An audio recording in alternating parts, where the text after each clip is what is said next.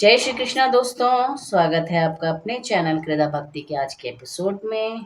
और जैसा कि आप लोगों को पता ही है कि गणेश चतुर्थी का पर्व चल रहा है और 27 अगस्त को गणेश चतुर्थी का पर्व शुरू हो गया था।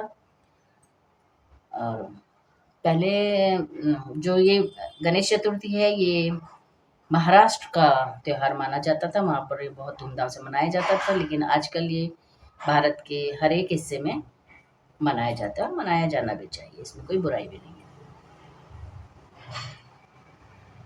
इस दिन भगवान गणेश को मोदक, दूर्वा आदि अर्पित की जाती है, लेकिन इस दिन गणेश जी को तुलसी अर्पित नहीं की जाती है। तुलसी भगवान विष्णु की प्रिय है, लेकिन तुलसी गणेश जी को अर्पित नहीं की जाती है।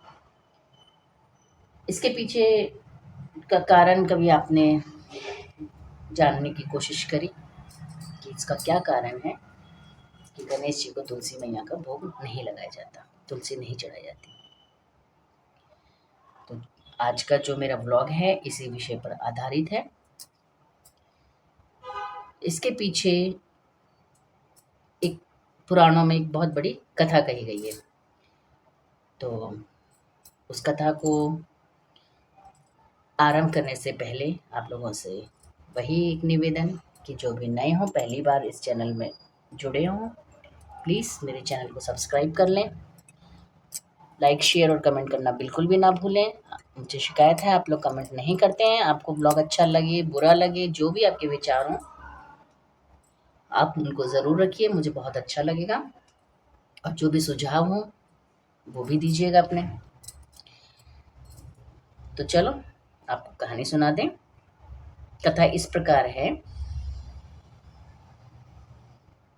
एक समय की बात है, तुलसी देवी नारायण परायण हो तपस्या के लिए तीर्थों में भ्रमण करती हुई गंगा तट पर जा पहुंची। वहां उन्होंने गणेश जी को देखा, जो अत्यंत सुंदर, शुद्ध और पीतांबर वस्त्र धारण किए हुए थे, जो रत्न आभूषण आदि से सुसज्जित थे। यानी कि उन्होंने रत्न आभूषण पहन रखे थे। और गणेश जी तो आपने देखा ही होगा कि उनकी जो प्रतिमा है, उनकी जो मूर्त है, वो कितनी आकर्षित है। बहुत मतलब आकर्षित करती है। उनकी जो गणेश जी का स्वरूप है बहुत आकर्षित करने वाला है। तो उस समय जब वो तपस्या में थे, उन्होंने पीतांबर वस्त्र धारण किए हुए थे और रत्नों से सुशोभित थे, तो वो और भी ज्यादा आकर्षित लग रहे थे। वे श्री कृष्ण के चरण कमलों का ध्यान कर रहे थे। उन्हें देखते ही तुलसी का मन गणेश जी की ओर आकर्षित हो गया। तब तुलसी ने उनसे लंबोदर और गजमुख होने का कारण पूछकर उनका उपहास करने लगी। ध्यान भंग होने पर गणेश जी ने पूछा कि हे देवी, तुम कौन हो? यहाँ तुम्हारे आने का क्या कारण है? माता, मुझे बतलाओ। उन्होंने कहा कि तपस्वी का ध्यान भंग करना सदा पापजनक और अमंगलकारी होता है, क्योंकि गणेश जी ध्यान मग्न थे, नारायण की तपस्या कर रहे थे, कृष्ण की तपस्या, और मैया ने जाके उनकी तपस्या को भंग कर दिया और उनका उपहास किया। तो वो थोड़े से क्रोधित हो गए। इस पर तुलसी माता ने कहा कि मैं पति प्राप्ति के लिए तपस्या कर रही हूँ, क्योंकि तुलसी माता भी तपस्या नारायण पारायण होकर तपस्या के लिए तीर्थों में घूम रही थी और यहाँ पर गणेश जी भी तपस्या कर रहे थे।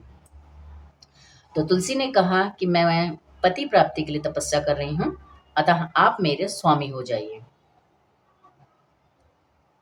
मजाक मजाक में तुलसी माँ ने गणेश जी का उपहास करते हुए कहा कि आप मेरे स्वामी हो जाइए।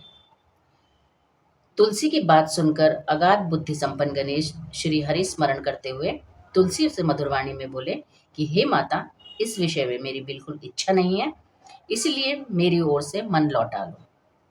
यानी कि गणेश जी ने साफ तौर पे तुलसी मैया को उनके विवाह के प्रस्ताव को ठुकरा दिया। गणेश जी के ऐसे वचन सुनकर तुलसी को क्रोध आ गया।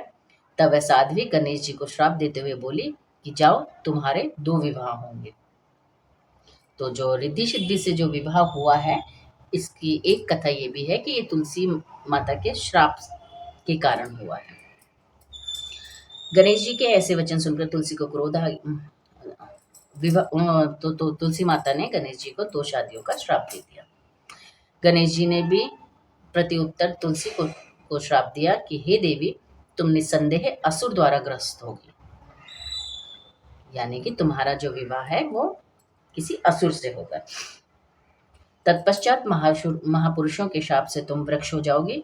उस श्राप को सुनकर तुलसी ने फिर उस सुश्रेष्ठ गणेश जी की स्तुति की, क्योंकि वो बहुत ज्यादा डर गई, क्योंकि वो पति प्राप्ति के लिए ही तपस्या कर रही थी नारायण की। तो उनके अंदर अब ये भय उत्पन्न हो गया कि गणेश जी ने उनको श्राप दिया है कि उनका विवाह किसी असुर से होगा। तो वो गणेश जी को प्रसन्न करने के लिए, उनको मनाने के लिए उनकी स्तुति करने लगी। तब काफी स्तुति करने के बाद जब गणेश जी प्रसन्न हुए तो उन्होंने तुलसी से कहा कि हे माँ, तुम जो श्राप है वो तो मैं वापस नहीं ले सकता, लेकिन इसको मैं थोड़ा कम कर सकता हूँ। तो गणेश जी बोले, तुम कलांश से स्वयं नारायण की प्रिया बनोगी। यूं तो सभी देवी देवता तुमसे प्रेम करेंगे, परंतु नारायण के लिए तुम विशेष प्रिय होगी। तुम्हारे द्वारा की गई पूजा मनुष्यों के लिए मुक्तिदायिनी होगी और मेरे लिए तुम सर्वदा त्याज्य रहोगी। इस कथा का उल्लेख अगर कोई जानना चाहे कि ये कथा कहाँ वर्णित है, तो मैं आपको बता दूं कि कथा का उल्लेख ब्रह्म वैवर्त पुराण में किया गया है। तो ये तो थी कथा कि गणेश जी को तुलसी, ये एक छोटी सी कथा है कि गणेश जी को तुलसी क्यों नहीं चढ़ाई जाती। आशा करती हूँ कि आपको कथा अच्छी लगी होगी और आगे भी मैं आपको अब